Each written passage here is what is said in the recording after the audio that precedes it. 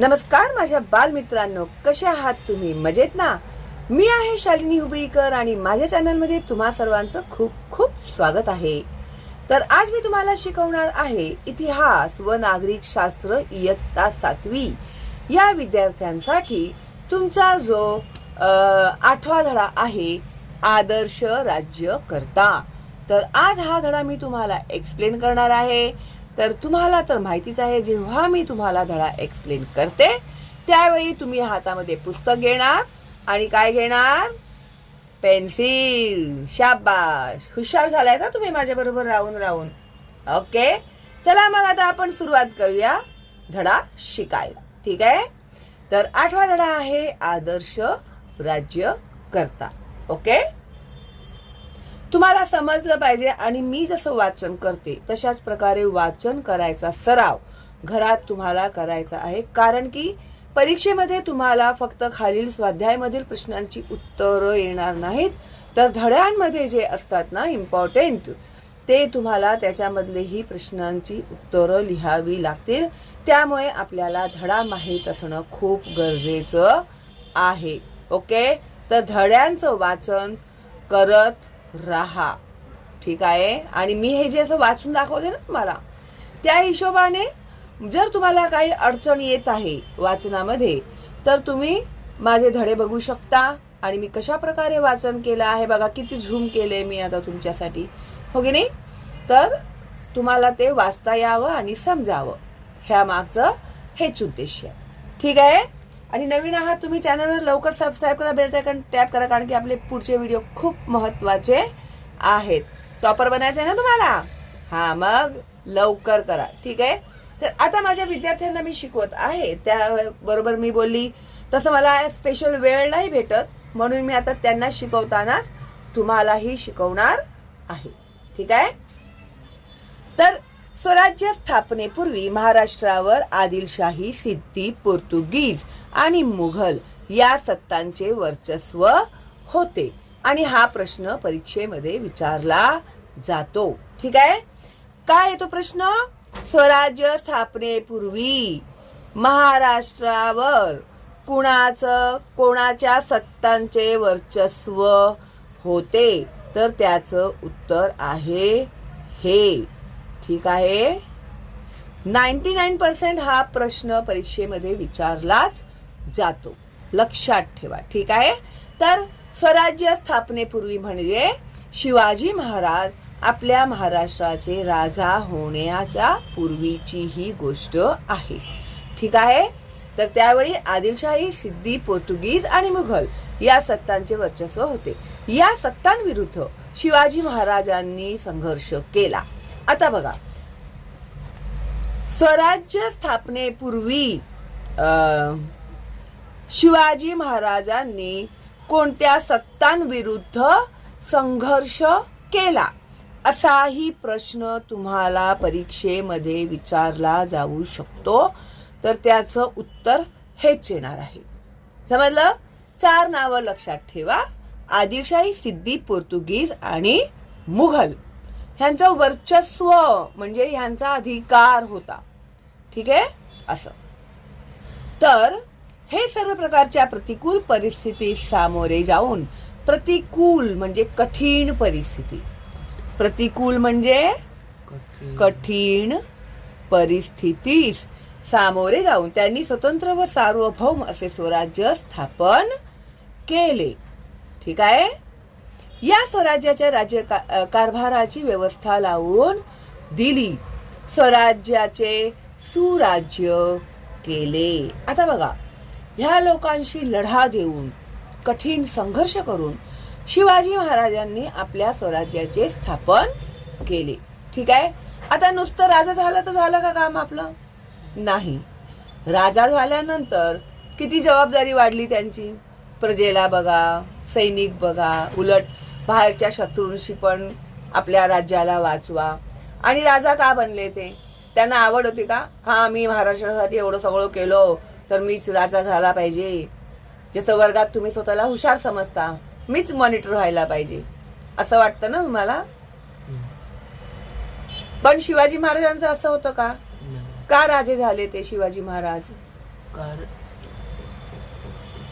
का झाले राजे, मी करतोय सगळं, मीच राजा झाला पाहिजे, हे होतं का त्याच्या मागचं ध्येय? नाही. राजा झाल्यानंतर त्यांनी आपल्या महाराष्ट्राला वाचवण्यासाठी स्वतःचा राज्याभिषेक करून घेतला. कारण की आता तुमच्या घरामधले मेन वडील असतात, ते सगळे निर्णय घेतात की नाही. मग बाहेरचा माणूस घाबरतो. तुला काय बोलायचं असेल तर तो विचार करूनच करणार आधी वडिलांचा. अरे बाबा, ह्याला काय मी बोललो तर याचे वडील येतील, भांडतील माझ्या बरोबर किंवा ओरडतील, असं भीती असते की नाही. अशाच प्रकारे आपल्या महाराष्ट्रामध्ये राजा असल्यामुळे हे जे बाहेरचे जे शत्रू आहेत त्यांना भीती असेल, बाबा महाराष्ट्राचा राजा कोण आहे? शिवाजी महाराज आहेत. तर ते 10 वेळा विचार करतील महाराष्ट्रात घुसण्यापूर्वी. तर कुणाचा सामना करावा लागेल त्यांना? शिवाजी महाराजांचा सामना करावा लागेल. म्हणून ते राजे झाले. का? तर आपल्या महाराष्ट्राला, आपल्या महाराष्ट्रातील लोकांना, बायकांना, पोरांना एक सुरक्षितता मिळावी, त्यांचं जीवन सुखमय जावं, हे त्यांच्या मागची भावना होती. त्यांना काय हौस नव्हती राजे बनण्याची. लक्षात घ्या, स्वराज्याची स्थापना ह्याच्यासाठी केली की बाहेरचा शत्रू आला नाही पाहिजे आतमध्ये. एक राजा असला ना की एक वेगळीच भीती असते लोकांच्या मनामध्ये. जसं तुमच्या घरी वडील आहेत, जशी लोक घाबरतात तुमच्याशी काय बोलायचं, तसेच राजे आपल्या प्रजेची रक्षा करतात. तुम्हाला समजावं म्हणून अतिशय सोपं असं उदाहरण मी तुम्हाला दिलेलं आहे. ओके. आता या स्वराज्याच्या राज्यकारभाराची व्यवस्था लावून दिली. स्वराज्याचे सुराज्य केले शिवाजी महाराजांनी. रिकाम्या जागा भरा. स्वराज्याचे सुराज्य केले. सुराज्य म्हणजे सुखी राज्य. ठीक आहे. महाराजांनी आपल्या कर्तृत्वाने नूतन सृष्टीच निर्माण केली. आता नूतन म्हणजे नवीन. ठीक आहे. नूतन म्हणजे नवीन. मराठीमध्ये तुम्हाला बालभारती विषयामध्ये समानार्थी शब्द विचारला जातो. त्यावेळी जर नवीन शब्द आला तर त्याचा समानार्थी शब्द नूतन, नूतन आला तर त्याचा समानार्थी शब्द नवीन वर्ष. ठीक आहे. तर नवीन नूतन सृष्टीच निर्माण केली. स्वराज्य स्थापनेसाठीचा संघर्ष करताना महाराज स्वतः अनेक मोठ्या धोक्यांना सामोरे गेले. आता त्यांनी कोणकोणत्या धोक्यांना ते सामोरे गेले, कशा प्रकारे त्यांनी आपल्या प्रजेचं रक्षण केलं. तर सगळ्यात आधी अफजल खानाचा वध आपण धडा शिकलेलो 4थी मध्ये, हो की नाही.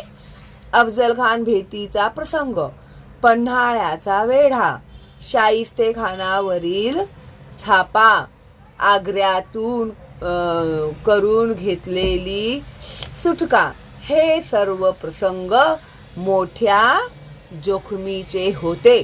त्यांनी या सर्व प्रसंगावर यशस्वी मात केली.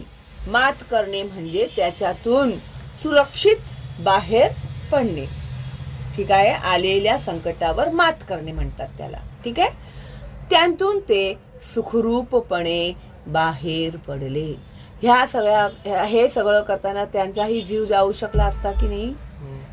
पण ते खूप हुशार होते, चालाक होते. कोणत्या व्यक्तीला कशा प्रकारे हरवलं पाहिजे ह्याची नीती जी असते ना, त्यांना बरोबर माहीत होती. आता आपण काय शिकलो अफजल खानाच्या वध मध्ये? त्यांना माहिती होतं अफजल खान हा राक्षसी आहे, कूटनीती करणारा आहे, कट कारस्थान करणारा आहे, तो बलाढ्य आहे, त्याच्याकडे सैन्य बलाढ्य आहे. तर महाराज गेले का मैदानावर, हा ये मी लढतो तुझ्या बरोबर म्हणून? नाही. त्यांना माहिती होतं की आपण मैदानामध्ये त्याला हरवू शकणार नाही. म्हणून त्यांनी त्याला घाबरण्याचं सोंग केलं. हो बाबा, मला भीती वाटते, तो तुझा बडा सय्यद आहे त्याची भीती वाटते. म्हणजे त्याचे जे जे बहादूर होते ते सगळ्यांना आधी त्यांनी बाजूला केलं. तेव्हा ते अफजल खानाशी लढू शकले. समजलं? तर अशा प्रकारे या सगळ्या कठीण प्रसंगांमधून ते बाहेर पडले. विचार करा, जीवाला जीव देणारे सहकारी असल्याने शिवाजी महाराज स्वराज्य उभे करू शकले. मैत्रीचे महत्व सांगणाऱ्या विविध भाषांतील म्हणी वाक्प्रचार शोधा. उदाहरणार्थ, अ friend in need is a friend in deed. जो गरजेच्या वेळी कामाला येतो तोच खरा मित्र असतो. ठीक आहे. तर आता एक राजा म्हटल्यावरती एकटाच राजा संपूर्ण प्रजा बघू शकणार आहे का? नाही. तर त्याच्यासाठी राज्याचा कारभार सुरक्षितपणे चालावा यासाठी त्यांनी काय उभं केलं? स्वराज्य. स्वराज्याचं ते झालंच रे, पण स्वराज्याचा कारभार चालवण्यासाठी काय उभं केलं त्यांनी? शिकलो ना आपण. अष्टप्रधान मंडळ. शाबाश. तर अष्टप्रधान मंडळ त्यांनी उभं केलं आणि प्रत्येकाला त्याच्या त्याच्या योग्यतेनुसार त्यांनी जबाबदारी सोपवली होती. ठीक आहे. त्यानंतर संघटन चातुर्य. स्वराज्य कार्यासाठी महाराजांनी आपल्या सभोवतालच्या लोकांना प्रेरित केले. त्यांच्याकडे विलक्षण संघटन चातुर्य होते. आता स्वराज्याच्या कार्यासाठी म्हणजे स्वराज्य व्यवस्थित चालावं ह्यासाठी त्यांनी आपले जे आजूबाजूचे जे लोक आहेत त्या लोकांना एकतर त्यांनी प्रेरित केलं, एनकरेज करणे, त्यांच्यातला उत्साह वाढवणे. ठीक आहे. त्याच्यानंतर त्यांच्याकडे विलक्षण संघटन चातुर्य म्हणजे काय? लोकांना एकत्र आणणे, त्याला म्हणतात संघटन चातुर्य. बघा, त्यांनी जेव्हा सुरुवात केली होती त्यावेळी मावळ्यांना त्यांनी आपल्या बरोबर घेतलं होतं आणि गनिमी गावा करून ते शत्रूशी लढा देत होते. हो की नाही? किती वयाच्या 16व्या वर्षी 16व्या वर्षी शपथही खाल्ली त्यांनी. त्यावेळी कोण होते त्यांच्या बरोबर? मावळे. हो की नाही? म्हणजे अशा प्रकारे त्यांनी आपला ग्रुप तयार केला. छोट्याने सुरुवात केली, मग हळूहळू हळूहळू करून त्यांनी स्वतःचा राज्यकारभार उभा केला. आणि ते नुसताच उभा केला का? नाही. मग ते त्याला चालवलं पाहिजे, पण त्याच्यासाठी लोक निवडणं गरजेचं आहे ना. ज्याला लिहिताच येत नाही त्याला मी पत्र लेखनाचा कारभार दिला तर चालणार आहे का? नाही. हो की नाही? मग त्याच्यासाठी सिलेक्ट केलं पाहिजे की नाही. आता ज्याला लिहिता येत नाहीये तो खूप चांगला योद्धा आहे, मग मी त्याला पत्रलेखन मध्ये घालणार की युद्धाचा त्याला सिलेदार बनवणार किंवा सुभेदार बनवणार? हो की नाही? म्हणजे सिलेक्शन कसं असतं? असं असतं. हो की नाही? आणि जो चांगला लिहितो, ज्याची नॉलेज चांगली आहे, त्याला राज्याचा कारभार हातामध्ये सोपवणार. जो लढाई चांगला आहे त्याला लढाईमध्ये घेणार. ठीक आहे. जो न्याय चांगला करतो त्याला न्यायाधीश बनवणार. ब्राह्मण आहे तो सगळे पूजा अर्चाच करणार. हो की नाही? तुला बसवलं, जा रे पूजा कर सत्यनारायणाची, करणार आहेस का तू? नाही. का नाही करणार? माहितीच नाहीये तुला त्याच्यातलं काही. तर माणसाची योग्यता समजणं गरजेचं आहे की नाही? तर त्या हिशोबाने त्याला काम देणं पाहिजे की नाही? मग त्याच्यासाठी आधी माणसं गोळा केली पाहिजेत की नाही? विद्वान लोकांचं संघटन केलं पाहिजे, मग त्यांच्या हातात राज्यकारभार सोपवणार. कोणाच्याही हातात काही दिलं तर चालणार आहे का? नाही. तुला आता जज बनून बसवलं कोर्टात तर काय करशील? हा कल्पनाही करवत नाहीये. ओके नाही? Okay, it's a part of a joke. हा, तर ते संघटन चातुर्य होते. त्या चातुर्यावरच्या जोरावर त्यांनी आपल्या भोवती शूर व जीवास जीव देणारे लोक गोळा केले. ठीक आहे.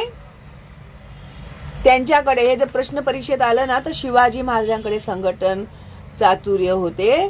त्याच्या जोरावरच त्यांनी शूर आणि जीवास जीव देणारे लोक गोळा केले. स्वराज्याच्या कार्यात त्यांच्या या सहकार्यांनी आपल्या प्राणांची पर्वा न करता आपले कर्तव्य पार पाडले. अफजल खान भेटीच्या प्रसंगी अत्यंत धोक्याच्या क्षणी बडा सय्यद यास ठार करणारा जीवा महाला. जेव्हा अफजल खान ओरडला, किंचाळला मोठ्याने, दगा दगा, जेव्हा शिवाजी महाराजांनी बिचवा घुसवला आणि त्यांच्या पोटातून आतड्यांचे कोथळे बाहेर काढले, दगा दगा. आधीचा वार कोणी केला होता? अफजल खानने शिवाजी महाराजांच्या पाठीवरती. मग शिवाजी महाराजांना जेव्हा समजलं, त्यांची मान सुद्धा तो दाबत होता त्याच्या हाताने, मग जेव्हा समजलं शिवाजी महाराजांना की हा मला धोका करतोय, तर शिवाजी महाराज तर तयारीनिशी गेलेच होते. चौथीच्या घड्यातला आहे, चौथीमध्ये झालेला आहे शिवछत्रपती मध्ये सगळं. तर हे रिवाइज करवतच राहणार तुम्हाला शेवटपर्यंत, लक्षात घ्या ह्या गोष्टी. त्यामुळे आधीचे धडे समजणे गरजेचं आहे. तर बडा सय्यद येऊन लगेच धावून येऊन मारणार शिवाजी महाराजांना, तेवढ्यात जीवा महाल पुढे आले आणि त्याचा वार त्यांनी झेलला आणि ताबडतोब त्या बडा सय्यदला मारून टाकलं त्यांनी. एका क्षणात झाली ही गोष्ट, एका क्षणाची गोष्ट आहे फक्त. जर जीवा महाल एक क्षणही चुकले असते तर त्याने पटकन शिवाजी महाराजांना मारून टाकलं असतं बडा सय्यदने. एवढा क्विक ऍक्शन असतो ते. ठीक आहे. मग पन्हाळगडाचा वेढा ओलांडून जाताना शिवाजी महाराजांच्या भूमिकेत वावरणारा शिवा काशीद. आता ह्यामध्ये जेव्हा पन्हाळगडामध्ये वेढा घातला होता त्यावेळी शत्रूला वेढा घालणे म्हणजे माहितीये का तुला काय आहे वेढा घालणे म्हणजे काय? आता ना आता वेढा कशाला म्हणतात, वेढा घालणे म्हणजे काय? अनेक वेळा हा शब्द तुमच्या नजरेतून गेला असेल, हो की नाही? आता वेढा घालणे ह्याचा अर्थ काय असं माहितीये का? आता हा आहे किल्ला, ठीक आहे. आता मी चित्र कसं काढते ते इम्पॉर्टंट नाहीये बरं का. वेढा कशाला म्हणतात ते समजा तुम्ही. आता हा आहे शिवाजी महाराजांचा किल्ला, ठीक आहे, पन्हाळगड. इथे शिवाजी महाराज राहत आहेत, ठीक आहे. आणि शत्रूंनी काय केलं माहितीये, त्यांच्याच किल्ल्यामध्ये त्यांनी त्यांना घेरलं चारी बाजूने आणि त्यांना आतमध्ये कैद करून टाकलं. समजलं? तर ह्याला म्हणतात वेढा. समजलं? आता आपण घरात आहोत, आपल्या बाहेर घराच्या बाहेर पोलीस उभी आहे, मतलब अंदर जाने का नहीं, बाहर से कोई अंदर नहीं आएगा, अंदर से कोई बाहर नहीं जाएगा. कळलं? अशाच प्रकारे त्यावेळी शत्रू सैन्य असे वेढा घालायचे. आणि आतमध्ये बसून तेव्हा काय मोबाईल फोन होते का? अरे वेढा घातलाय शत्रूंनी, ताबडतोब ये सैनिक घेऊन, कोणाला बोलणार? आतला माणूस बाहेर नाही जाऊ शकत, बाहेरचा माणूस आत नाही जाऊ शकत. आता हे जे मी सर्कल काढलंय हे काय आहे? वेढा. वेढा म्हणजे काय आहे? म्हणजे त्यांनी चारी बाजूनी घेरलंय. कोणी? मुघल सैन्याने. हा, सैनिक आहेत ते. नाही तर ह्या लाईन म्हणजे वेढा आहे बोलाल तुम्ही. काय भरोसा नाही बाबा तुमच्या लोकांचा. म्हण नाही, शालिनी टीचरनी शिकवलंय आम्हाला, माहितीये म्हणे, ह्यालाच वेढा म्हणतात. अरे वेढा म्हणजे सैनिक उभे करतात चारी बाजूंनी. जसं दारात उभा पोलीस राहतो आणि आपण आतून बाहेर, बाहेरचा आत येऊ नाही शकत, तशाच प्रकारे किल्ल्याला वेढा घालतात. समजलं? आणि त्यावेळी खूप पाऊस पडत होता. आता शिवाजी महाराजांना माहिती होतं की सरळ मी असं रस्त्याने गेलो बाहेर तर हे काय जाऊ देणार आहेत का सैनिक? नाही. त्यांच्या चोर वाटा पण होत्या, हो की नाही? तर इकडून एक रस्ता होता, एक तुम्हाला समजावं म्हणून सांगते मी. इथून एक अवघड पायवाट होती, रानटी जंगली घनदाट जंगल होतं ते, ठीक आहे. त्यावेळी ना हा पन्हाळगडाचा वेढा जो आहे ना, हे शिवछत्रपतीचं चित्रपट आहे की नाही, ते तुम्ही बघितलं ना, तुम्हाला हे सगळं अक्षरशः डोळ्यातून पाणी, माझ्या डोळ्यातून पाणी आलं ते बघितलं त्यावेळी. कशा प्रकारे ते लोक ह्या भागातून पळाले असतील माहितीये शिवाजी महाराज. आता हा जो होता ना आपला शिवा काशीद, हा जो होता की नाही, हा शिवाजी महाराजांसारखाच दिसायचा, कॉपी, हो की नाही? आणि त्यावेळी खूप पाऊस पडत होतो आणि शिवाजी महाराजांना कोणत्याही परिस्थितीत निघायचं होतं. मग त्यांनी काय विचार केला होता, पालखी करायची. पालखीमध्ये आता जो बसेल शिवाजी बनून तो 100% मरणार हे नक्की आहे.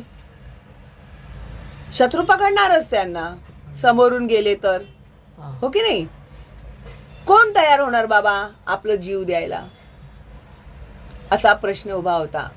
त्यावेळी हा शिवा काशीद म्हणाला, मी जातो पालखीमध्ये, ठीक आहे. आणि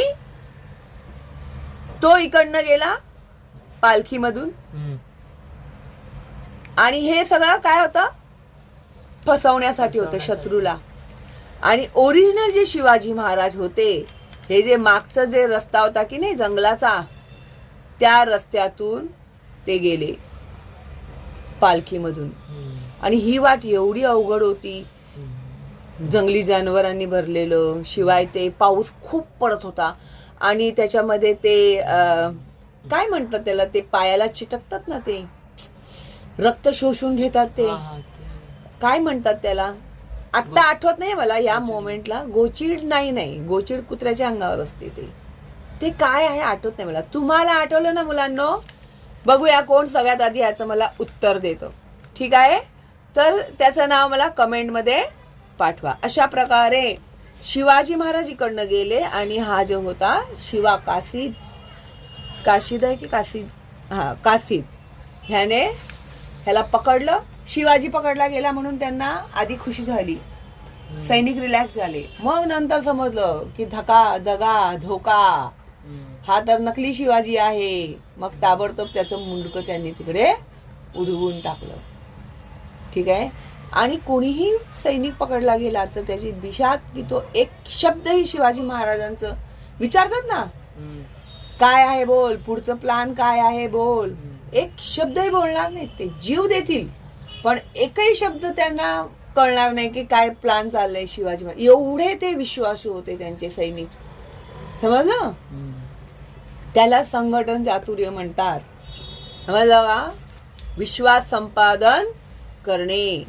मग महाराज विशाल गडाकडे जात असताना त्यांचा पाठलाग करणाऱ्या शत्रूची वाट रोखून धरणारा बाजीप्रभू देशपांडे, माहितीये ना बाजीप्रभू देशपांडे? पावनखिंड. त्यानंतर पुरंदरचा किल्ला लढवणारा मुरारबाजी देशपांडे, सिंहगड जिंकण्यासाठी धारातीर्थ पडलेला तानाजी मालसुरे, महाराजांच्या आग्र्याहून सुटके प्रसंगी मोठी जोखीम पत्करणारे हिरोजी फर्जंद आणि मदारी मेहतर, अशी अनेक उदाहरणे स्वराज्य उभारणीच्या कार्यात आढळतात. आणि हा प्रश्न परीक्षेमध्ये तुम्हाला येणार. तर कुणी काय काय केलं आहे शिवाजी महाराजांच्यासाठी, ते उत्तर तुम्हाला लिहावं लागेल. आणि त्याची सुरुवात इथून होते, अफजल खान पासून. ठीक आहे.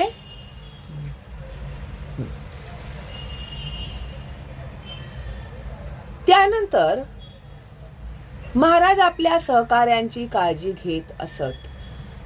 आता महाराज सुद्धा त्यांच्या सहकार्यांची तेवढीच काळजी घेत असत. सहकारी याचा अर्थ असा असतो त्यांच्या बरोबर कार्य करणारे लोक. ठीक आहे. सहकारी ते सुद्धा त्यांची काळजी घेत असत. आता शिवाजी महाराज कशा प्रकारे त्यांची काळजी घेत असत, हाही प्रश्न येतो परीक्षेमध्ये. ठीक आहे. तर स्वराज्य स्थापनेच्या कार्यात कान्होजी जेधे हे त्यांच्या बरोबर आरंभापासून होते. उतारवयी ते आजारी पडले त्यावेळी महाराजांनी त्यांना औषधोपचारात कोणत्याही प्रकारचा हयगय करू नये असे सांगितले. ठीक आहे. त्यांच्या बरोबर काम करणारे जे होते त्यांचं नाव आहे कान्होजी जेधे. ठीक आहे. आता ते रिटायर झाले, म्हातारे झाले, आजारी पडले. आता माझ्याकडे काम करत होता तोपर्यंत माझा त्याच्याशी संबंध. आता बाबा तो कुठे माझ्याकडे काम करतो, आजारी पडू दे, नाही तर काहीतरी होऊ दे, मला काय करायचंय असा विचार केला का त्यांनी? नाही. त्यांचा पूर्ण औषधोपचारात कोणत्याही प्रकारची हैगय म्हणजे लापरवाही होऊ नये. ठीक आहे. आता बघा, रयतेची काळजी. आता रयत म्हणजे काय? रयत म्हणजे प्रजा. ज्या राज्याचे शिवाजी महाराज राजे होते त्या राज्यात प्रजा होती. प्रजा म्हणजे महाराष्ट्रात राहणारे लोक, सामान्य जनता आपल्यासारखी, हो की नाही? तर स्वराज्य स्थापनेच्या कार्यात महाराजांचा शत्रूशी संघर्ष चाललेला होता. आता स्वराज्य सांभाळताना शत्रू तर येणारच, त्यांच्याशी लढा तर द्यायचाच आहे त्यांना, ते तर चालूच होतं. इकडनं एक येतोय त्याला मारतायत, तिकडनं एक येतोय त्याला मारतायत, ठीक आहे. त्याचबरोबर शत्रूंच्या स्वाऱ्यांमुळे प्रजा त्रस्त होत असे. आता शत्रू आला, त्याने घरे जाळली, तुमची शेते जाळली, देवळे पाडली, बायकांना उचलले, पोरांना उचलले, पुरुषांना उचलले, कळलं ना? तर प्रजेला त्रास होणार की नाही होणार त्या गोष्टींचा? तर अशा वेळी रयतेची जास्तीत जास्त काळजी घेण्याचा महाराजांचा प्रयत्न असे. तर प्रजेला माझ्या कमीत कमी त्रास झाला पाहिजे ह्या गोष्टीकडे विशेष लक्ष शिवाजी महाराज देत असत. ठीक आहे. तर शाहिस्तेखानाच्या स्वारीच्या वेळी महाराजांनी रोहिड खोऱ्याच्या देशमुखास रयते संबंधी आपले कर्तव्य पार पाडण्याविषयी ताकीद दिली. आता शाहिस्तेखानाच्या स्वारीसाठी जेव्हा गेले होते शिवाजी महाराज, त्यावेळी रयतेची काळजी करण्याची जबाबदारी कोणाला दिली होती? देशमुखास त्यांनी दिली होती. त्यांनी त्या देशमुखास गावोगाव हिंडून घाटाखाली जेथे सुरक्षित जागा असेल तेथे लोकांना नेण्यास सांगितले. हा प्रश्नही परीक्षेमध्ये विचारला जातो की शिवाजी महाराजांनी रयतेची काळजी कशा प्रकारे घेतली. त्याचं उत्तर हे आहे. ठीक आहे. तर या कार्यास एका घडीचा दिरंग न करणे असे त्यास बजावले. दिरंग करणे म्हणजे दुर्लक्ष न करणे, एकही क्षण वाया न घालवणे. ताबडतोब बोलल्याबरोबर मुवमेंट ही झालीच पाहिजे. समजलं? त्यानंतर पुढे महाराजांनी त्याला पुढील प्रमाणे सक्त ताकीद दिली. आता कोणाला ताकीद दिली? जबाबदारी कोणाला दिलेली? देशमुखाला दिली होती. काय जबाबदारी दिली होती? गावोगाव हिंडून घाटाखाली जेथे सुरक्षित जागा असेल तिथे लोकांना नेण्यास सांगितले. का लोकांना नेण्यास सांगितले?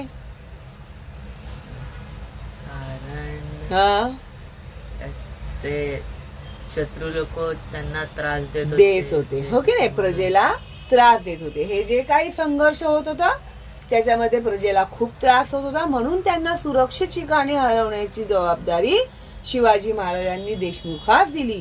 आता हे जे ताकीद त्यांनी देशमुखाला दिलेली आहे ते खूप महत्वाचं आहे.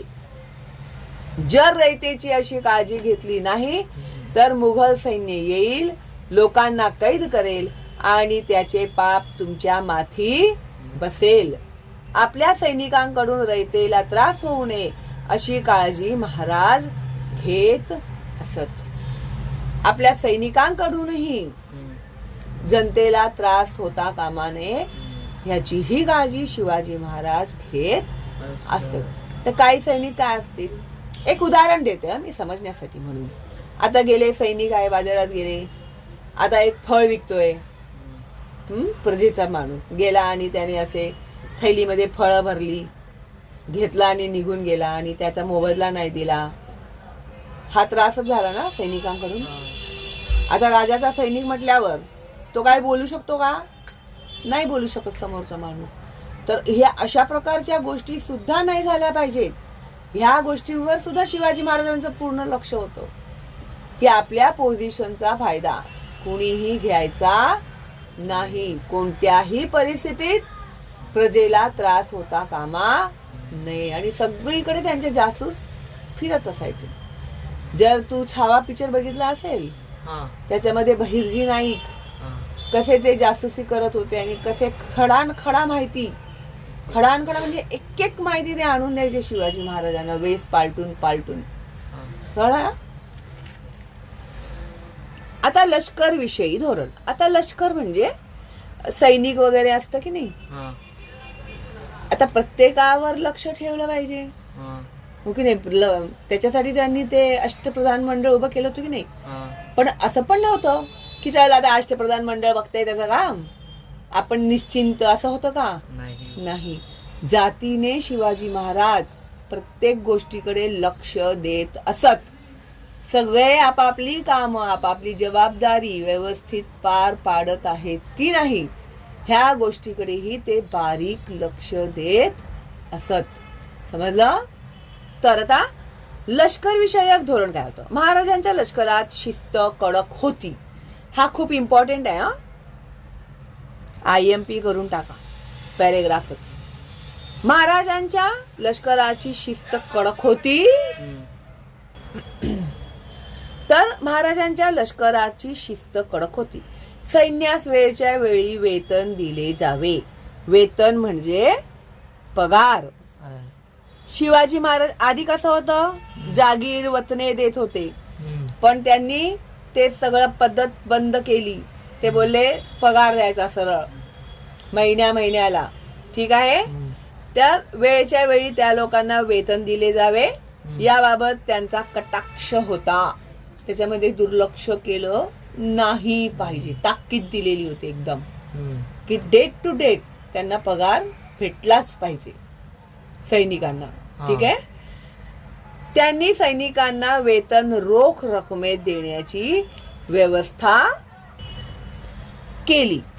मध्ययुगीन भारतात ठिकठिकाणच्या राजवटींमध्ये आणि इतरत्र सैनिकांना रोख वेतनाऐवजी जागीर देण्याची पद्धत होती.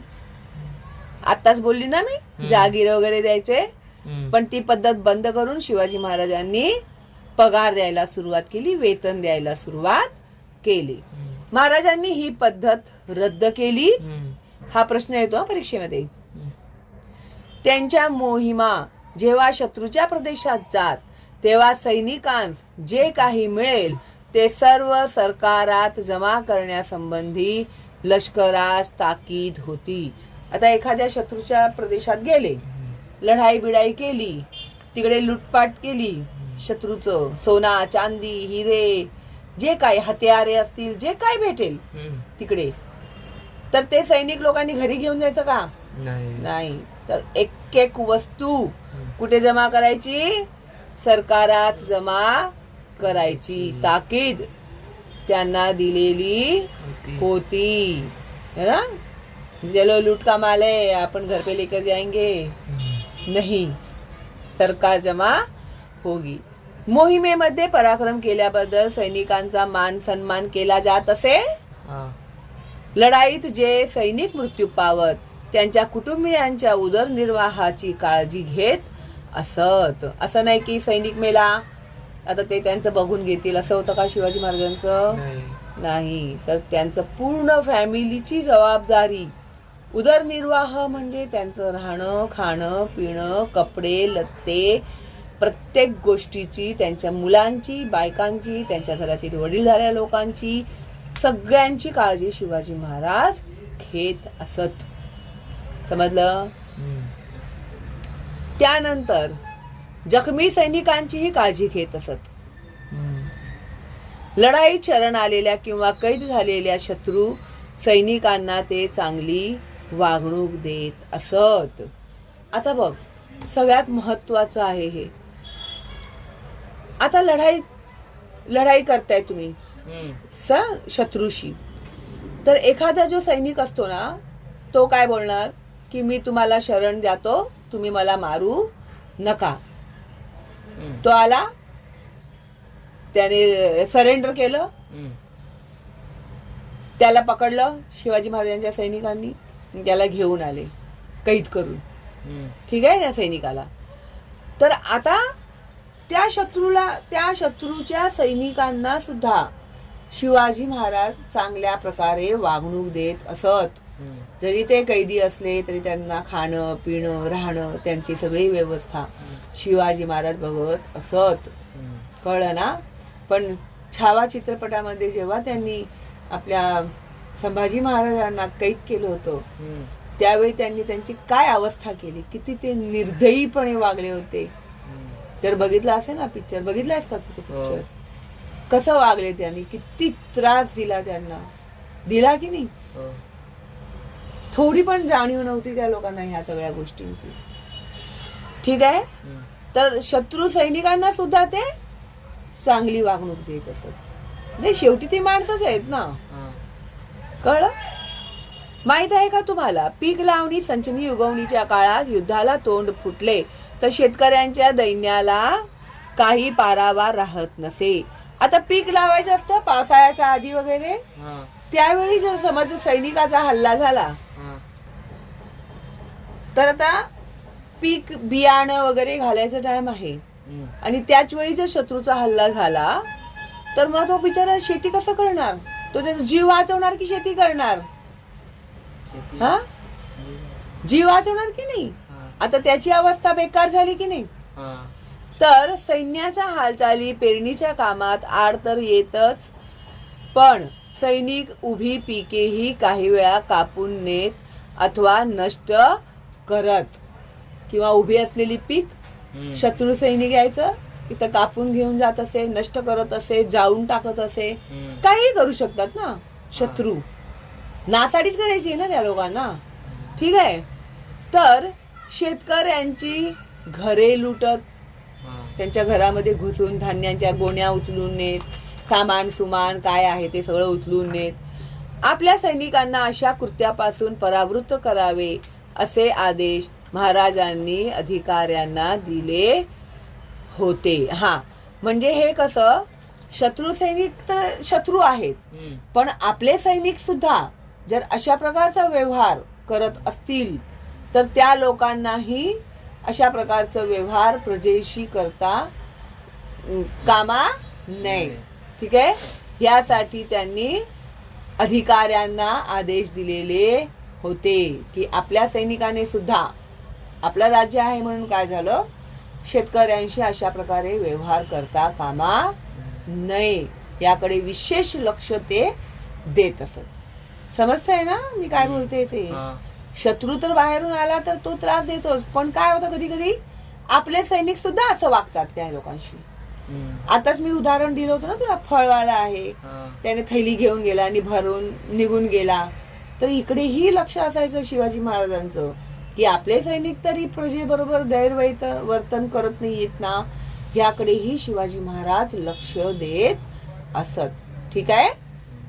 या संदर्भात इसवी सन 1674 मध्ये छत्रपती शिवाजी महाराजांनी आपल्या लष्करी अधिकाऱ्यांना उद्देशून लिहिलेले पत्र फार मोलाचे आहे. महाराजांनी लष्कराच्या शिस्तीसंबंधी किती बारकाईने विचार केला होता याची यावरून कल्पना येते. आता बघा, शिवाजी महाराजांनी आपल्या लष्कराला पत्र लिहिलेलं आहे. तर काय पत्र लिहिलं आहे सैनिकांना? विलातीस तसवीस देऊ लागाल, ऐशास लोका जाती, कोणी कुणब्याचे दाणे आणील, कोणी भाकर, कोणी गवत, कोणी फाटे, कोणी भाजी, कोणी पाले. ऐसे करू लागलेत म्हणजे जी कुणबी घर धरून जीव मात्र घेऊन राहिले आहेत तेही जाऊ लागतील. कुणबी म्हणजे शेतकरी. जर तुम्ही असं त्यांच्या बरोबर वागायला लागले तर जीव वाचवण्यासाठी ते लोक इकडनं निघून जातील. ठीक आहे. कित्येक उपाशी मराया लागतील, उपाशी मरतील. कितीतरी उपाशी मरतील. म्हणजे त्याला ऐसे होईल की मोगल मुलकांत आले त्याहूनही अधिक तुम्ही. हा. मोगल मी आत्ताच सांगितलं ना तुला, हा. शत्रू तर करतच होते, तसंच तुम्हीही करत आहात आम्हाला. हा. म्हणजे फरक काय? फरक काय? मुघल होते तेव्हाही हाच त्रास होता, हम्म. तुम्ही आहात तेव्हाही हाच त्रास आहे. मग काय फरक आहे? कुठे सुरक्षित आहोत आम्ही असं वाटायला लागेल ना त्या लोकांना. हा. तर मोगल मुलकांत आले त्याहूनही अधिक तुम्ही, ऐसा तळतळाट होईल. अशा प्रकारे पत्र शिवाजी महाराजांनी आपल्या सैनिकांना लिहिला. ठीक आहे. हम्म. तर तुम्हाला अशा प्रकारचं वागणूक आपल्या शेतकऱ्यांना द्यायचं नाही, हेच त्या मागचं उद्देश होतं. आणि त्या बाबतीत त्यांचे कायदे कानून सुद्धा खूप कडक होते. हम्म. जरी सांगूनही जर सैनिक तसं वागत असेल तर त्याला खूप कडक शिक्षा देत होते शिवाजी महाराज. ताकीद देऊन सुद्धा जर सैनिक सुधारले नाही तर त्यांनाही शिक्षा देत होते शिवाजी महाराज. समजलं? त्यानंतर सहिष्णू वर्तन म्हणजे चांगलं वर्तन, दयाळू वर्तन. महाराजांना ज्या सत्तांबरोबर संघर्ष करावा लागला त्यांच्यापैकी आदिलशाह, मुघल आणि सिद्दी या सत्ता इस्लामी होत्या. आता जेवढ्या सत्तांच्या बरोबर संघर्ष केला त्यामधला हा जो आदिलशाह आहे, मुघल आणि सिद्दी या सत्ता इस्लामी होत्या. इस्लामी म्हणजे मुस्लिम, मुसलमान होते हे लोक. ठीक आहे. मात्र त्यांच्याशी संघर्ष करताना महाराजांनी स्वराज्यातील मुसलमानांना आपले प्रजाजन मानले. जरी ह्या लोकांनी शिवाजी महाराजांना आणि आपल्या प्रजेला त्रास दिला असला तरी सुद्धा शिवाजी महाराजांनी मात्र त्यांच्याशी संघर्ष करताना त्यांच्या स्वराज्यातील मुसलमानांना आपले प्रजाजन मानले. समजलं? अफजल खानाच्या भेटीच्या वेळी महाराजांच्या सैन्यात सिद्दी इब्राहिम हा विश्वासू सेवक होता. कळलं? आता हा प्रश्न कसा येतो माहिती का परीक्षेमध्ये, की शिवाजी महाराज जातीभेद करत नव्हते कोणताही. त्याचं एक उदाहरण द्या तर हे त्याचं उदाहरण आहे. सिद्दी हिलाल हा महाराजांच्या मी खाली खाली चालली ते दिसत नाही. हे बघा, सिद्दी इब्राहिम हा विश्वासू सेवक होता. सिद्दी हिलाल हा महाराजांच्या सैन्यातील कोण होता? सरदार होता. त्यांच्या विश्वासातील माणूस होता. स्वराज्याच्या आरमारात दौलत खान हा महत्वाचा अधिकारी होता. हे त्याचं उत्तर येणार. आणि कसं होतं आता आहेच ते पुढे तेच सांगणार होती मी, पण धड्यातच आहे तर तेच एक्सप्लेन करते. महाराजांचे धार्मिक धोरण सहिष्णू होते. धर्माबद्दल शत्रूकडून एखादा प्रदेश जिंकून घेतला असता तेथील मुस्लिम धर्मस्थळांना आधीपासून प्राप्त असलेल्या सोयी सवलतीत ते तशाच चालू ठेवत. आता मुघल येऊन आमची मंदिर देऊळ बिऊळ पाडत होते, पण जर ह्यांनी एखादा प्रदेश जिंकला शिवाजी महाराजांनी तर त्यांनी त्यांच्या देवस्थानांना तेवढाच सन्मान दिला जेवढा आपल्या देवस्थानांना आपण सन्मान देतो. तिकडचा जसा कारभार चालू आहे तसाच त्यांनी तो चालू ठेवला. असं बोलले का ते, हे आता तुम्ही लोकांनी मस्जिदमध्ये जायचं नाही, नमाज पडायचा नाही, असं कधी बोलले का ते? नाही. त्यांच्या धर्मकार्यात त्यांनी कधीही अडथळा आणला नाही. बघा म्हणजे किती उच्च होते त्यांचे विचार, किती चांगले माणूस होते ते. त्यांच्या सहिष्णू धार्मिक धोरणाबद्दल समकालीन इतिहासकार खाफी खान लिहितो, शिवाजीने आपल्या सैनिकांसाठी असा सक्त नियम केला होता की मोहिमेवर असताना मशिदीला धक्का लावू नये. बघा, एक मुस्लिमने लिहिले आहे, मुस्लिम माणसाने लिहिलेलं आहे की खाफी खान याने काय लिहिलं शिवाजी महाराजांबद्दल, तर त्यांनी आपल्या सैनिकांना सक्त नियम केला होता की मोहिमेवर असले तरी सुद्धा मशिदीला धक्का लागू नये. कुराणची एखादी प्रत हाती पडल्यास तिला पूज्य भाव दाखवून ती मुसलमान व्यक्तीच्या स्वाधीन करावी. कुराण शरीफ त्यांचं पवित्र ग्रंथ आहे, जसं आपलं भगवद्गीता आहे, रामायण आहे, त्यांच्यासाठी पवित्र ग्रंथ आहे कुराण शरीफ. आता मुघलांच्या ह्याच्यात गेलीत तुम्ही तर जर तुमच्या हाती कुराण शरीफ लागला तर त्याची विटंबना करायची नाही, त्याचा अपमान करायचा नाही, डिसरिस्पेक्ट करायचं नाही. त्यांना विथ रिस्पेक्ट जे कोणी मुस्लिम असेल तिकडे त्यांच्या हाती ते स्वाधीन करायचं, ही ताकीद ते द्यायची. समजलं? आणि हे कोणी लिहिलं आहे? खाफी खान याने शिवाजी महाराजांच्या सहिष्णू धोरण बद्दल लिहिताना त्याने हे लिहिलेलं आहे. हे थोडं एकदा नोट डाऊन करून ठेवा. मोस्टली जर परीक्षेमध्ये विचारलं गेलं तर तुम्हाला ते लिहिता आलं पाहिजे, किंवा रिकाम्या जागामध्ये सुद्धा हा प्रश्न येऊ शकतो. ठीक आहे. तर खाफी खान हे नाव लक्षात ठेवा. स्वातंत्र्याची प्रेरणा. शिवाजी महाराजांच्या स्वराज्य स्थापनेच्या प्रयत्नात एक वेगळे मूल्य आहे. ते मूल्य स्वातंत्र्याचे आहे. दुसऱ्या कोणत्याही सत्तेचे वर्चस्व मानता आपले स्वतंत्र व सार्वभौम अस्तित्व ठेवणे हा हेतू त्यामागे होता. आता बघा, कोणत्याही सत्तेचे वर्चस्व न मागता, अधिकार, वर्चस्व म्हणजे अधिकार न मानता आपले स्वतंत्र व सार्वभौम अस्तित्व ठेवणे. आपल्या प्रजेला आपलं आयुष्य जगण्याचं स्वातंत्र्य आहे. सार्वभौम मीन्स प्रत्येकाला आपल्या हिशोबाने जगण्याचा अधिकार असणे. ठीक आहे. हा हेतू त्यामागे होता. परकीय आणि अन्यायी सत्यांच्या विरोधात संघर्ष करताना महाराजांनी इतरांनाही स्वातंत्र्याची प्रेरणा दिली. मुघलांच्या सेवेत असलेला छत्रसाल जेव्हा महाराजांना भेटला तेव्हा त्यांनी त्यास बुंदेलखंडात स्वतंत्र राज्य निर्माण करण्याची प्रेरणा दिली. आता मुघलांच्या सेवेत असलेला हा जो छत्रसाल होता की नाही, छत्रसाल नावाचा जो व्यक्ती होता, तो जेव्हा शिवाजी महाराजांना जाऊन भेटला, असं नव्हतं शिवाजी महाराजांना की प्रत्येक राज्यात आपणच राजे व्हायचं, अशी त्यांची भावना नव्हती. तर छत्रसाल जो जेव्हा शिवाजी महाराजांना भेटला तेव्हा त्यांनी त्याला बुंदेलखंडाचं एक स्वतंत्र राज्य निर्माण करण्याची प्रेरणा दिली. तुझ्या बुंदेलखंडला तिकडचा राजा हो आणि तू तिकडचा राज्यकारभार सांभाळ. मीच राजा, सगळं मलाच भेटलं पाहिजे असं होतं का? नाही. ते राजे झाले होते सुरक्षित करण्यासाठी आपल्या महाराष्ट्राला. त्याच्यामध्ये त्यांचा कोणताही स्वार्थ नव्हता. शिवाजी महाराजांचं लाईफ खूप चांगलं होतं, खूप रॉयल होतं. त्यांना काहीही गरज नव्हती एवढं सगळं करत बसायची. शहाजीराजांना चांगला पगार येत होता, मस्त. जिजाबाई पण एकदम श्रीमंत, शहाजीराजे पण श्रीमंत होते.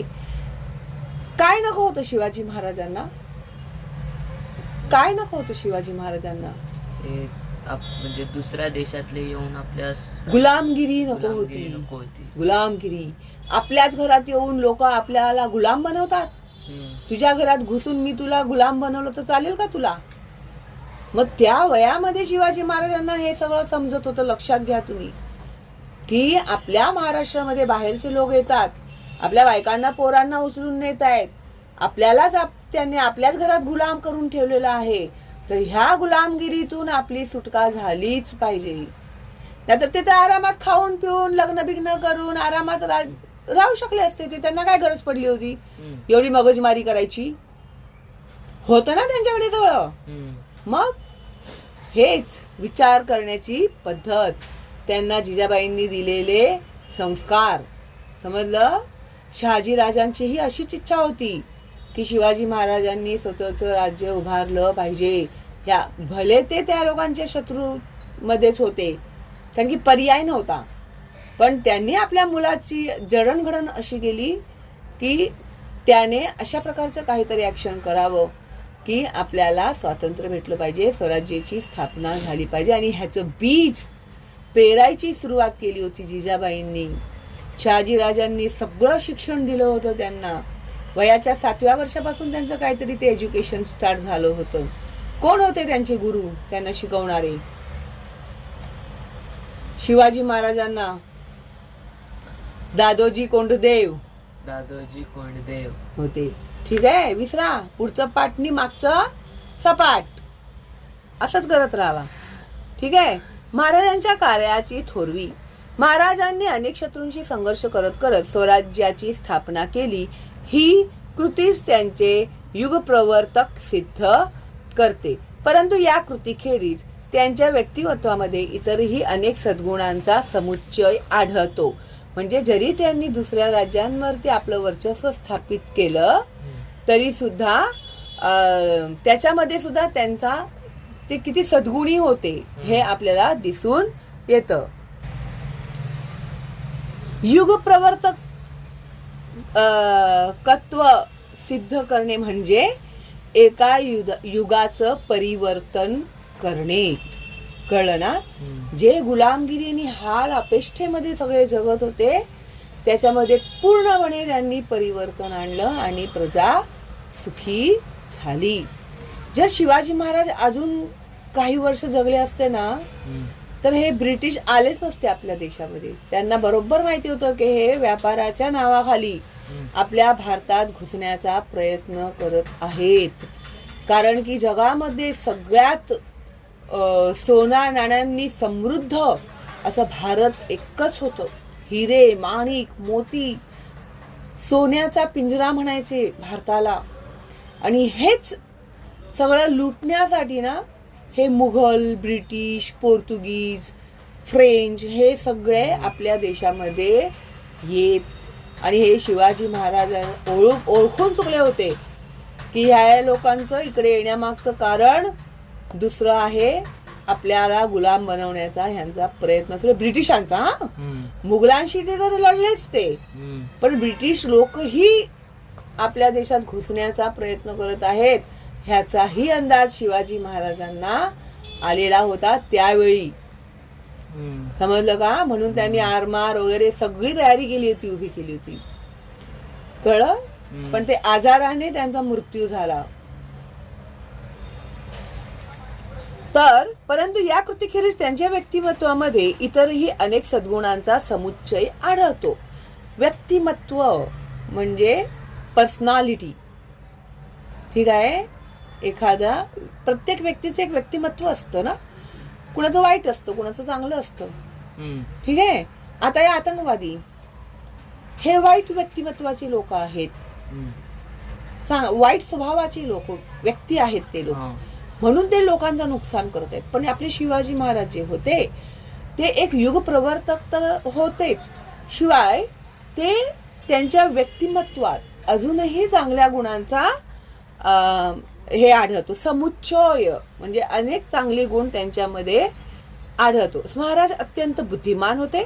त्यांनी अनेक विद्या आत्मसात केल्या. विद्या म्हणजे नॉलेज, ज्ञान. ओके. त्यांना अनेक भाषा आणि लिपी अवगत होत्या. लिपी म्हणजे काय? लिहिण्याची पद्धत. लिपी म्हणजे लिखाण. ठीक आहे? संस्कृत अजूनही दुसरे असतील त्याच्यामध्ये. आई वडिलांनी केलेले स्वराज्य स्थापनेचे आणि नैतिकतेचे संस्कार त्यांच्या मनात खोलवर रुजलेले होते. आताच मी एक्सप्लेन केलं तुला कसे आई वडिलांनी त्यांच्या मनावरती हे संस्कार केले होते. त्यांच्या व्यक्तिमत्वात चारित्र्य आणि सामर्थ्य, शील आणि पराक्रम यांचा समन्वय झाला होता. त्यांच्याकडे नेतृत्व, व्यवस्थापन हे सगळं अंडरलाइंड आहे, म्हणजे हे सगळं इम्पॉर्टंटच आहे. ठीक आहे? व्यवस्थापन, द्रष्टेपणा. द्रष्टेपणाचा अर्थ असा असतो की पुढे काय होणार आहे त्याचा अंदाज आधीच बांधणे. तर जसं अफजल खानाला भेटायला जाणार होते, त्यांना माहिती होतं हा कपटी आहे, कुटीला आहे, कट कारस्थान करणारा आहे. त्यांना आधीच सगळं अंदाज असायचं. म्हणून ते जेव्हा अफजल खानाला भेटायला गेले तेव्हा त्यांनी सैनिकांना ताकीद दिली होती की मी जर जिवंत नाही आलो तर डगमगून जाऊ नका.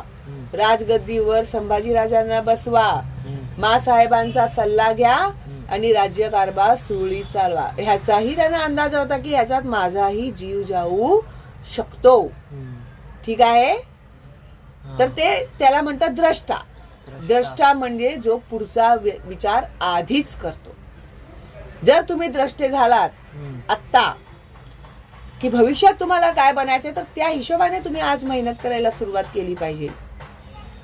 तुला इतिहासकार बनायचं आहे तर तुला इतिहासाची सगळी माहिती असली पाहिजे. तुला सायंटिस्ट बनायचं असेल तर तुला त्याबद्दलची सगळी माहिती असली पाहिजे. समजलं ना? तुमच्या भविष्याचे द्रष्टे तुम्हीच आहात. समजलं? तुम्हीच घडवणार तुमचं भविष्य. आम्ही काय शिकवणार नाही, झालं आमचं काम.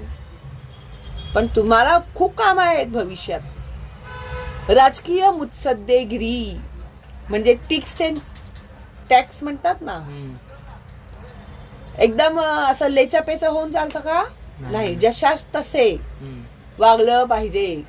ठीक आहे. हे मुलकी आणि लष्करी प्रशासनाविषयीचे प्रभावी धोरण. मुलूक म्हणजे जिकडे लोक राहतात त्यांच्या भागातलं जे एरिया आहे तो, आणि तिकडचं लष्करी प्रशासन विषयीचे प्रभावी धोरण, तिकडचे सैनिक कशा प्रकारे त्यांचं रक्षण करेल ह्याचं. ठीक आहे. त्यानंतर सत्य आणि न्याय यावरील निष्ठा, हम्म. कोणावरही कधीच त्यांनी अन्याय केला नाही. एवढा इतिहास झाला, एवढं तुम्ही ऐकता शिवाजी महाराजांबद्दल. कधीतरी तुम्हाला असं वाटलं का की त्यांनी अन्याय केलेला आहे कुणावर? पण नाही, कधीच कुणावर अन्याय नाही केले. इवन जेव्हा मुघलांचं राज्य त्यांच्या ताब्यात यायचं तेव्हा सुद्धा आपले जे सैनिक होते ना ते म्हणजे असे पिसाळलेले की आपल्या बायका पोरांना ह्या लोकांनी खूप छळ केलाय, खूप त्रास दिलेला आहे. तर आता त्यांचं राज्य आपल्या ताब्यात आला तर आपण सुद्धा आता त्यांच्या बायका पोरांना छळ करणार, त्रास देणार, अशी उद्रेक त्या लोकांच्या मनामध्ये आली होती. त्यांच्या बायकांना उचलल्या, त्यांच्या पोरींना उचलल्या आपल्या सैनिकांनी. म्हणजे खुन्नस ना, बदला घ्यायची. त्यावेळी शिवाजी महाराजांनी त्या लोकांना थांबवलं, रोखलं, बोलले की नाही, मग त्यांच्यात आणि तुमच्यामध्ये काय फरक? जरी त्या मुघलांच्या असल्या बायका तरी त्या लोकांना तोच सन्मान भेटेल जो आपल्या घरी आपण आपल्या आया बहिणींना सन्मान देतो. तो सन्मान त्या बायकांना, त्या पोरींना, त्यांच्या मुलांना भेटला पाहिजे. तुम्ही अजिबात अशा प्रकारची म्हणजे भावना आणि अशा प्रकारचे विचार करणं सुद्धा पाप आहे. त्या निर्दोष आहेत, त्यांचा त्याच्यामध्ये काहीही दोष नाही. तुमच्या आया बहिणींप्रमाणे तुम्ही त्यांची रक्षा करा, त्यांचं संरक्षण करा आणि त्यांना सन्मान द्या. अशा प्रकारची ताकीद त्यांनी त्यांच्या सैन्याला दिली. तेव्हा त्यांच्या सैन्यांचे डोळे उघडले की अरे आपण काय करतोय, आपण इथेच करतोय ना, म्हणजे आपल्याला त्या गोष्टीचा किती त्रास झाला ना. मग आपण जर त्या बायकांच्या बरोबर असं वागलो तर हे खूप मोठं पाप आहे, ह्याची जाणीव त्यांनी करून दिली. समजलं का? म्हणजे किती मोठी गोष्ट आहे ही, लक्षात ठेवतो. पेटले होते सैनिक सूड बुद्धीने, त्यावेळी त्या लोकांना मार्गदर्शन करणं खूप गरजेचं होतं. तेव्हा शिवाजी महाराजांनी त्यांना मार्गदर्शन केलं. मग त्यांना समजलं की त्यांची काय चुकी आहे. समजलं? त्यानंतर सर्वांना समान वागणूक देण्याची वृत्ती. तो कोणीही असू दे, मग कोणत्याही जातीचा असू दे, कोणत्याही धर्माचा असू दे. त्यानंतर भावी गोष्टीचा आराखडा तयार ठेवण्याचे नियोजन म्हणजे प्लॅनिंग करणे. आता भविष्यात काय त्या गोष्टीचं प्लॅनिंग करणं, व्यवस्थित आढावा घेणे, म्हणजे कसलं सिच्युएशन आहे आणि आता काय केलं पाहिजे असं. ठीक आहे. नियोजित प्रकल्प तडीला नेण्याचे कौशल्य. प्लॅन करून होणार आहे का सगळं? नाही. मग ते तडीलाही न्यायचं, सक्सेस करायचं, त्याला ते कौशल्य होतं त्याच्यामध्ये त्यांचं. ठीक आहे. फक्त प्लॅनिंग करून हा त्याला झालं प्लॅन, बसले आपले, नाही, मग ते सक्सेस ही केलं पाहिजे. ठीक आहे. त्याच्यानंतर संकटात खचून न जाता उफाळून येण्याचा निर्धार. आता संकट आलं, किती संकट आलं त्यांना. पन्हाळगडामध्ये वेढा दिला, अफजल खानांशी वेढा, घाबरून पळून गेले का शिवाजी महाराज? नाही ना, सामना केला की नाही त्यांनी. तर खचून न जाता म्हणजे हिम्मत न हारता उफाळून येण्याचा निर्धार, त्याच्यातून बाहेर येण्याचा. त्याला औरंगजेबाच्या कैदेतून मिठाईच्या पेटाऱ्यात बसून ते कसे बाहेर आले होते, हो की नाही, मिठाईच्या पेटाऱ्यात बसून ते. तर अशा प्रकारे सदैव जागरूक राहण्याचा सावधपणा इत्यादी प्रकारचे असंख्य गुण शिवाजी महाराजांमध्ये होते.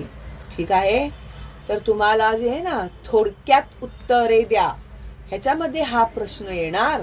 तर कशा कशा प्रकारे शिवाजी महाराजांनी राज्य कारभार चालवला आणि त्यांचे एक्स्ट्रा ऑर्डिनरी गुण काय होते, तर हे सगळे पॉइंट तुम्हाला लिहावे लागतील. त्यानंतर आता बघा आलं इथे तेच आलं. स्त्रियांच्या बाबतीत कोणी अनुचित वर्तन केले तर तसे करणाऱ्यास ते कठोर शिक्षा करत. आत्ताच बोलली ना मी. हो. प्रजेतील शेतकरी, कारागीर, सैनिक, व्यापारी अशा सर्व घटकांची ते काळजी घेत. स्वधर्मातील व्यक्तीप्रमाणेच परधर्मातील व्यक्तींशी भेदभाव न करता आदर बाळगत. ठीक आहे.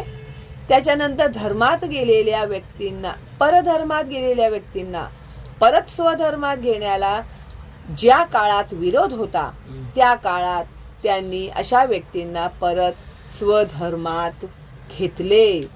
हे सगळं इम्पॉर्टंटच आहे. हा पूर्ण पॅरेग्राफच इम्पॉर्टंट आहे. ठीक आहे. आता बघ, तर मुघलांचं राज्य म्हणून काही जे मराठी माणूस होते ते घाबरून त्यांनी मुस्लिम धर्म स्वीकारला किंवा समजते ख्रिश्चन धर्मात गेले. त्यावेळी असा होता, एकदा तू आपल्या धर्मातून गेलास परत तुला आपल्या धर्मामध्ये यायची परवानगी नाही. विरोध होता. ठीक आहे. तर त्यावेळी शिवाजी महाराजांनी परधर्मात गेलेल्या व्यक्तींना परत जर स्वधर्मात यायचं असेल तर त्यांनी परत त्यांना स्वधर्मात घेतला. ठीक आहे. इम्पॉर्टंट पॉइंट आहे हा. प्रसंगी त्याच्याशी स्वतःचे नाते जोडले. समुद्र पर्यटनास धार्मिक कारणावरून विरोध होता. त्या काळात त्यांनी सिंधुदुर्ग सारखे जलदुर्ग बांधले आणि आरमाराची निर्मिती केली. त्याच्यानंतर समुद्रावरून होणाऱ्या बाह्य आक्रमणांची दखल घेऊन त्यावरचा उपाय त्यांनी तयार ठेवला होता असा याचा अर्थ होतो. आता जो शत्रू होता त्याला जमिनीवरून तर येणं शक्य नव्हतं. सगळीकडे शिवाजी महाराजांचे सैनिक होते. आता त्यांच्याकडे एकच मार्ग होता, समुद्र मार्ग. त्यासाठी त्यांनी आरमार उभं केलं. आरमार उभं करणं म्हणजे समुद्री किल्ले बांधले, जलदुर्ग, आणि तिथे त्यांनी सैनिक आणि समुद्राच्या मार्गानेही शत्रू आपल्यावर हल्ला करू शकतो ह्याची सावधगिरी त्यांनी आधीच बाळगली आणि तिथे त्यांनी आरमार उभं केलं. ठीक आहे. ते राज्याभिषेकाद्वारे राज्याचे अधिकृत राजे बनले. त्यांनी एका राज्याभिषेकानंतर धार्मिक दृष्ट्या वेगळ्या प्रकारचा दुसरा राज्याभिषेक करून घेतला. त्यांच्या या सर्व कृती त्यांचे धार्मिक क्षेत्रातील क्रांतिकारत्व दर्शवणाऱ्या आहेत. ते राजे झाले, त्याचं मागचं कारण काय होता? दुसरा राज्याभिषेक करून घेतला म्हणजे त्यांनी प्रजेची पूर्णपणे जबाबदारी उचलली. ठीक आहे.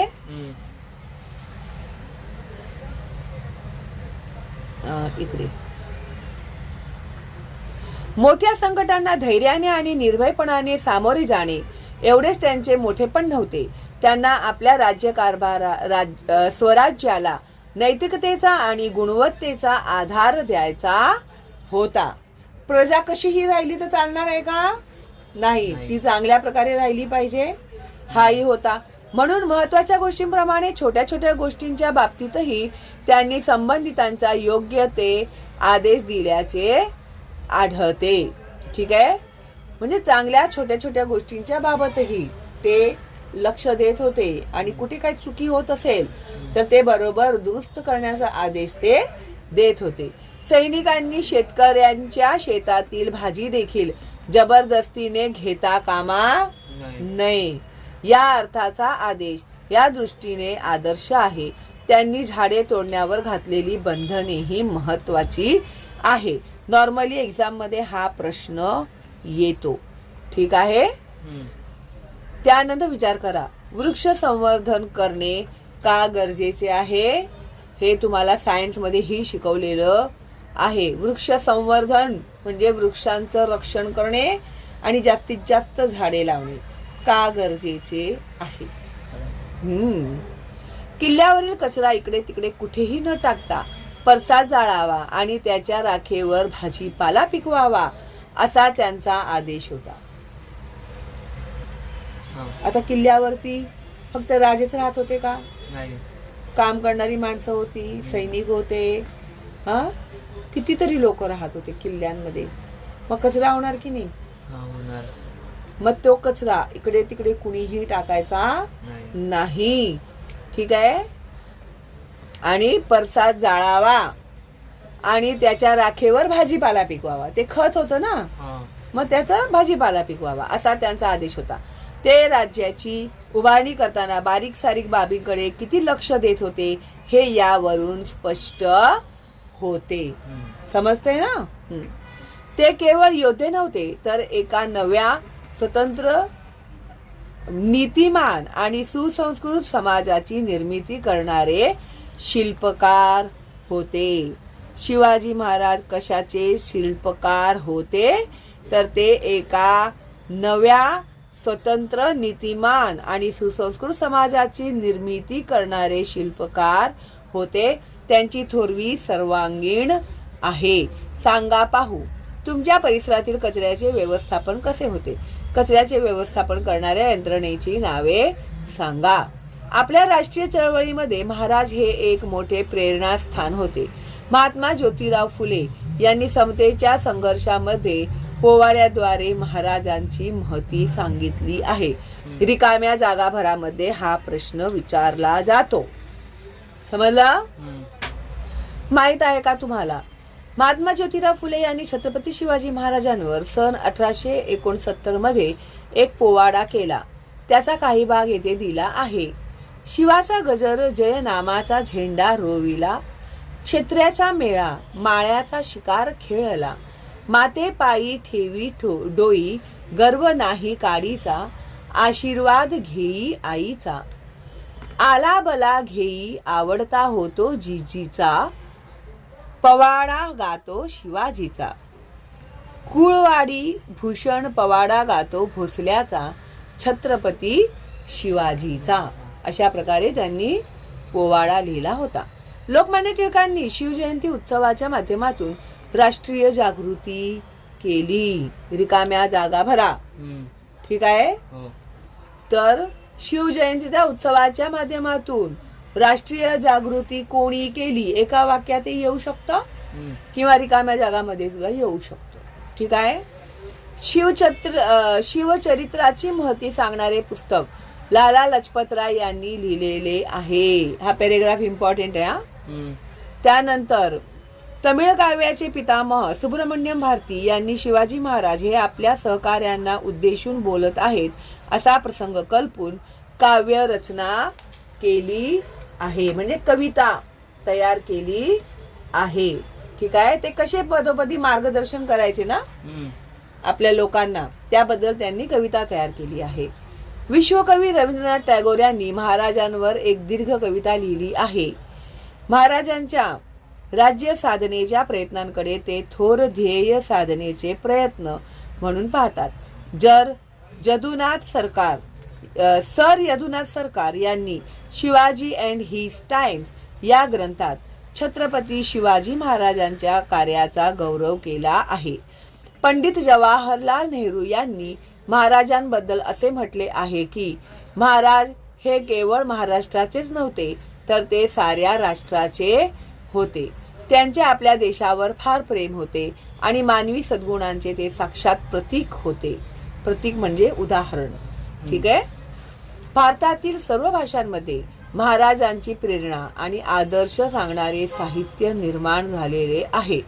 शिवाजी महाराजांची ही स्वराज्य कार्याची आणि त्याचे सुराज्य रूपांतर करण्याची प्रेरणा भावी पिढ्यांनाही आदर्श राहील. शिवाजी महाराज एक थोर राष्ट्रपुरुष होते. रिकाम्या जागा भरा. ह्याच्यामध्ये आलं तर हे उत्तर येणार. ठीक आहे? राष्ट्रपुरुष कोण होते? शिवाजी महाराज. ठीक आहे? तर आता ह्याच्या मागे अशा प्रकारे आपला धडा झालेला आहे पूर्ण. त्यानंतर आहे ह्याच्या खालील प्रश्नांची उत्तरे. तर प्रश्नांची उत्तरे तुम्ही आहे ना शोधून धड्यातून शोधण्याचा प्रयत्न करा. सगळ्यात आधी धड्याचं वाचन करा. धड्यातून प्रश्नांची उत्तरे शोधा. उत्तरे तुम्हाला धड्यातच भेटतील. ठीक आहे? बघा इथे दिले बघा. पाठात शोधून लिहा. शिवाजी महाराजांच्या आयुष्यातील जोखमीचे प्रसंग कोणते होते? तर बघा मी जिकडे जिकडे इम्पॉर्टंट दिलेला आहे तुम्हाला हे बघा. जोखमीचे प्रसंग, अफजल खानाच्या भेटीच्या प्रसंगी हे सगळं दिले ना मी इम्पॉर्टंट. हेच आहे त्याचं उत्तर. समजलं? तर धड्यातूनच प्रश्नांची उत्तरे शोधायची आणि मग मी लिहिलेलं उत्तर बरोबर आहे की नाही मग ते तुम्ही चेक करू शकता. त्यावेळी जर तुम्हाला वाटल्यास तुम्ही गाईडचा वापर करू शकता.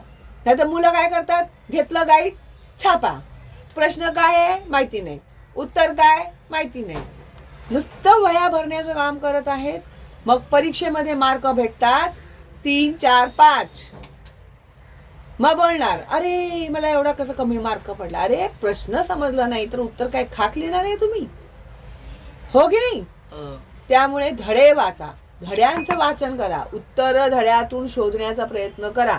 ह्याच्या आधीच्या व्हिडिओमध्ये सुद्धा मी तुम्हाला सांगितलेलं आहे की कशा प्रकारे, आणि ह्या धड्याच्या खालील सुद्धा प्रश्नांची उत्तरं मी तुम्हाला सोडून देणार आहे पुढच्या व्हिडिओमध्ये.